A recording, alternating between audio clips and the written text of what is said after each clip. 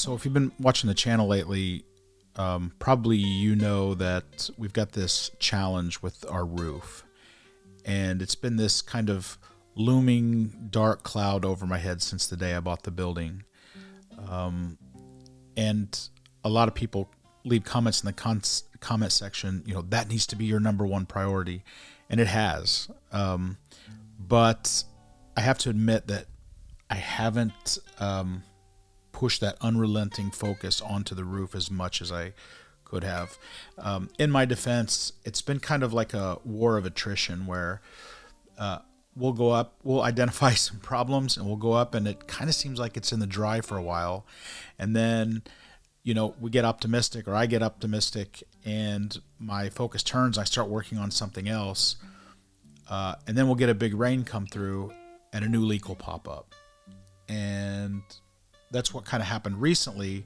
But the problem was that it's a rainy season, and it was like big rain after big rain after big rain, and then a whole bunch of leaks popped up. And needless to say, this kind of dark cloud over my head has moved absolutely front and center.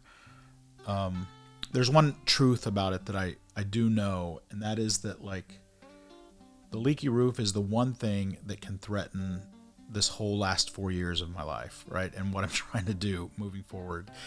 So if I can get that sorted and solved, this whole project is going to be a success, because the rest is just time and effort and, iron willpower, and just keep going forward. And eventually it's going to come around. But all that can be thwarted if the roof isn't fixed. So there's a lot going on behind the scenes, and some of that, or actually most of it, if not all of it, is going to be unfolding in the coming months on the channel. We've come up with some kind of creative solutions, and we've reached out to some people for help, and I'm starting, because I was in a really dark place about this just not even a month ago. And now I'm starting to see that, there is maybe a way that we can pull this miracle off. But just like with everything else, nothing is free. So there's this kind of issue about there are some costs associated with it, some of them not so small. And so I've got to kind of find the money to make this happen. So it's been no secret since the beginning of the channel that this is like a scrappy shoestring kind of underdog story. Can this even really happen with somebody like me who doesn't have a gigantic bank account, and can willpower actually persevere and triumph and against all of these odds? And so I'm not going to be ashamed of it. I'm just going to say that it does require money, and so I've got to do that hustle. And so one of the things that we recently did was because we have this dual need, which is to raise money, but also to get all of this stuff out of the building. So my friend Jake recently got his Illinois auctioneer license, and we had our first auction, which was like another milestone event for us. It was pretty cool. Like with so many things in life, you can look at things or situations in different lights. You can take on different perspectives. And so this was kind of a bittersweet thing. I think it was the same for Jake, because basically we both put stuff into this auction. He had some things that he wanted to auction off, and then I had all that stuff in the building, and this was like our first toe in the water for trying to clear stuff out, but also raise money for our desperate needs like the roof. And I have always been really suspicious of auctions. Even when I would sell stuff on eBay, I would never do the auction. I would always just do buy it now, because it really is a bummer to get burned on stuff. And I have that kind of luck where, I see other people thriving with auctions and doing great, but it doesn't usually work for me. The reason that this auction is really awesome is that, like I said, it's got that dual purpose. It's raising money, but it's also getting stuff out.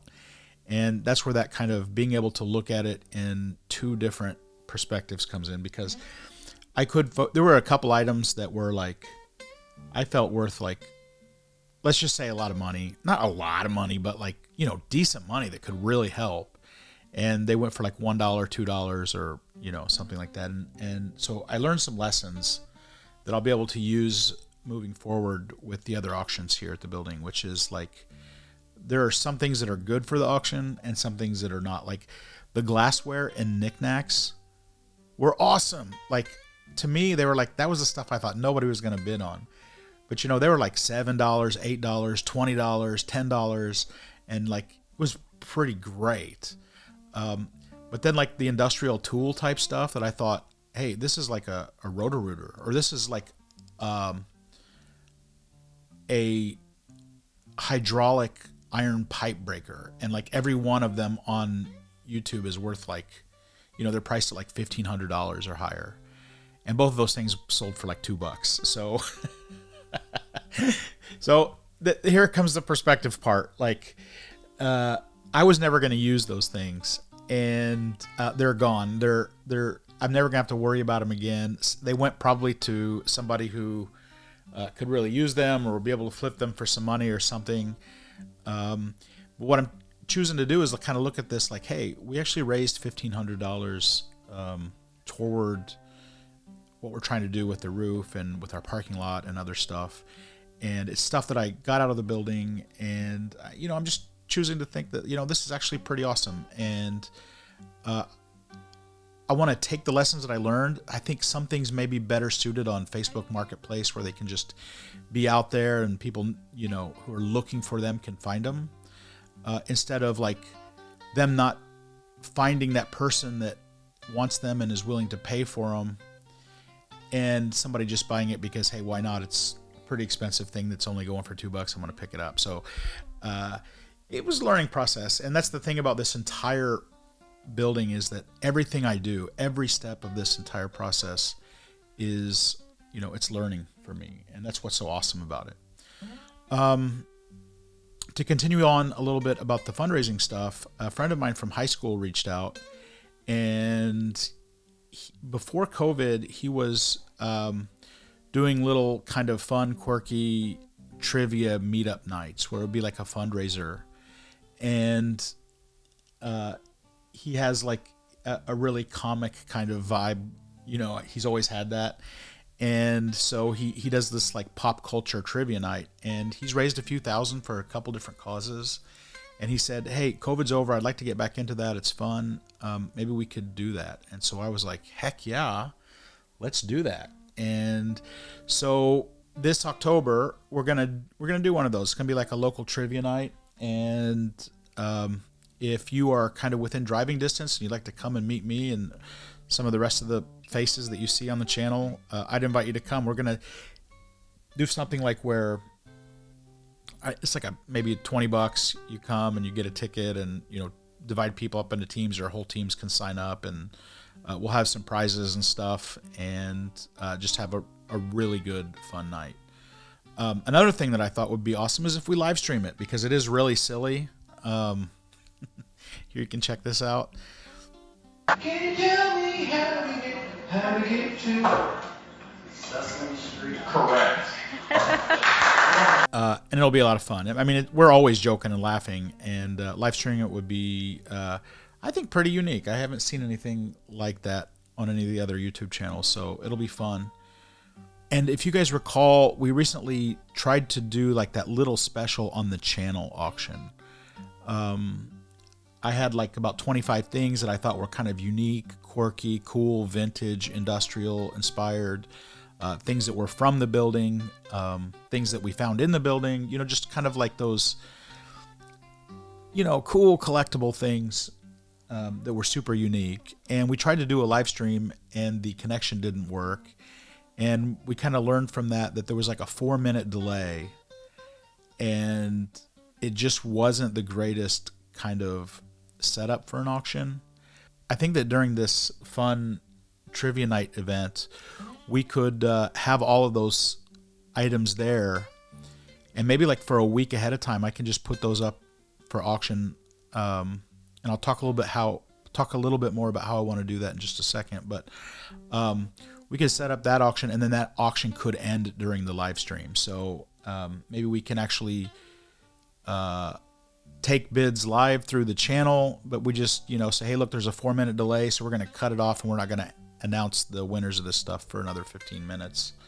I have to do a little bit of thinking about how to do that, but I really wanted to get back to that because I had set all that stuff aside and I wanted to do that as a neat little fundraiser, but also send that out to viewers and kind of increase engagement, and it would be really fun. So we're going to be working on how to like combine all of this, and like I said, if you are within driving distance, I'll be posting how to sign up for it, and if you're not, then you can tune into the live stream, and it's going to be a lot of fun. So speaking of other fundraiser type stuff, I'm loading a lot of fundraiser stuff on you guys tonight.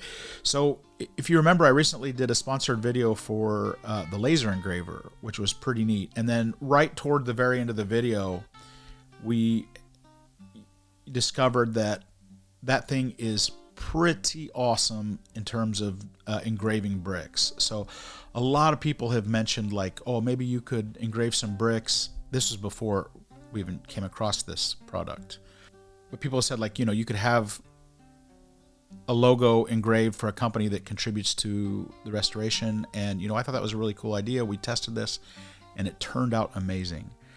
And I wanted to share something with you because, if a brick is in the wall, we can't really put it in the engraver. And so my second thought was like, you know what, we could use this to make a flower bed and just cut brick veneers off and engrave those and then mortar those up around a flower bed or something out front, to just show gratitude for the people that are helping us along this journey. But I was on Pinterest and I found a really cool idea, and I just want to put that out there and ask you guys what you think about it. So I was looking at like brick collections and brick stuff, and I found out that there's kind of like a thing which I didn't know about, which is like collecting, old industrial bricks from different places. And like there's check this out, this is like a little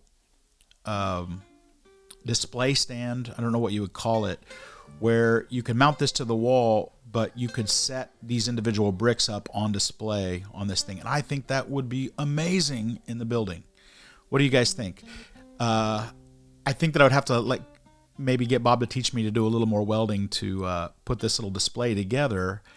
But I think it's cool and it's perfect. And with something like this, like as the building changes, as it evolves, we can, we could relocate it, right? Instead of it being in a permanent place, and always keep it, out where people can see it and enjoy it and see the people who have supported the journey. So I'm really excited about that.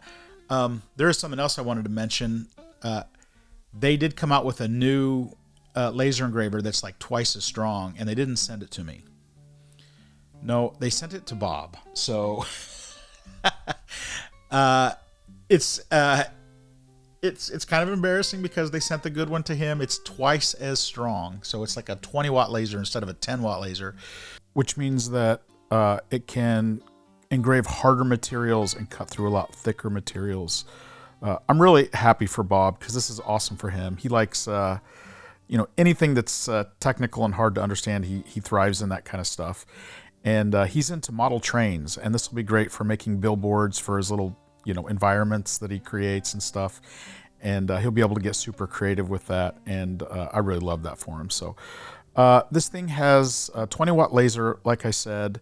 It has a diode laser for cutting through the wood and the acrylics and all of that stuff, but it also has an infrared laser that you can switch to, which will engrave metal. So I'm going to talk a little bit about an idea that I have for the building for that here in just a second. Some really cool upgrades. It's got autofocus, which the previous model you have to kind of set the distance of the laser from the material. This is done automatically. They've added a cool touchscreen interface for it.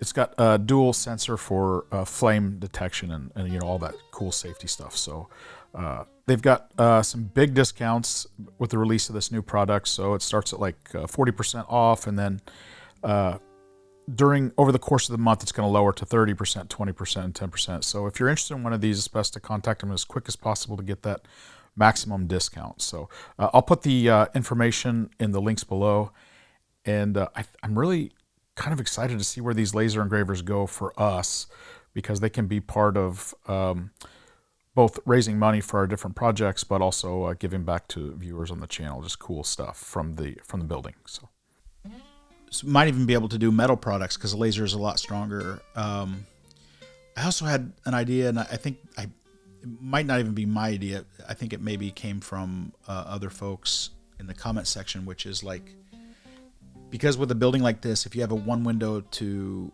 repair, you've got 500 windows to repair. Maybe we could adopt some of these windows out, and we could engrave like a metal tag and put like this window belongs to or was adopted by this organization or whatever, and that laser engraver would be really kind of helpful in that process. So another big announcement, I mean, just like one right after another on this video today. I've been working on a website because the channel's been around for a long time. I've got a couple hundred videos now, and we've covered a lot, and the story is evolving. And if somebody comes new to the channel, it's kind of hard to understand all the context around everything that we're doing, and like how it started, why we're doing it, how much do we pay for the building, just all that stuff. And so I needed kind of a central place where people could go and basically get a primer on what's going on here. And so I've been working on this website, and I hope that I'll be able to release it in about a week or so. It might be a little bit longer, maybe 2 weeks.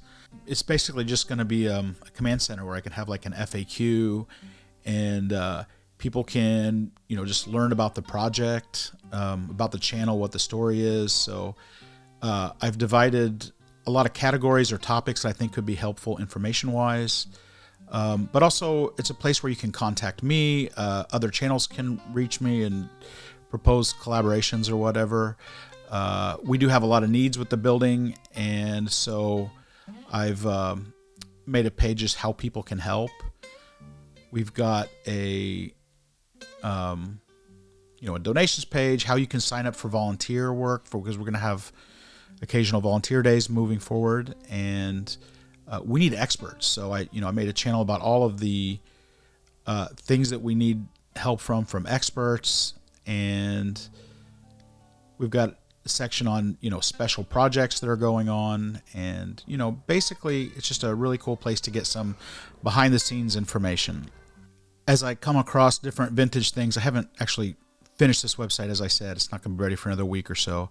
This whole process, just like everything else, I had to learn to do myself. So I really appreciate your patience with these kind of fundraiser things. I was talking with a friend yesterday, and I was just saying that like there may come a day when I do like a GoFundMe or something, but it's a little bit difficult for me to do that just because I feel like it's just asking for money. And the auction things, the selling the vintage items, is a way where I feel like it's transactional, and there's like a value proposition. And then the last thing to mention is that I'll be announcing pretty soon that we are going to be working with a nonprofit, which is awesome. Having a nonprofit is awesome because if people want to donate or help, then that's tax deductible. If companies, as far as I understand it, if companies or organizations want to do a collab and send product or money in exchange for, contributing to our story on the channel and the renovation and whatever, they can write that off anyway because it's basically like a marketing expense. But also that nonprofit umbrella kind of helps us to be able to apply for grants and stuff, because let me tell you, I am running down every possible avenue to fund this whole thing. So I'm not leaving any stone unturned, and the nonprofit is going to be incredibly helpful for us with that. And I'll be talking about that more on the channel as the season passes and as the story kind of unfolds. So okay, so in a few days we're going to get back to posting our regular content about the building. I know it's been a little bit wonky recently with the uploads just because the auction thing, and we had the roof thing and the live stream, and we haven't had a lot of content about actually what's going on at the building. But I promise that's coming soon. In just a few days here, I'll be posting more about that journey, and I just wanted to take a minute and give you guys some context about a lot of different stuff. So thanks so much, and we'll talk to you soon.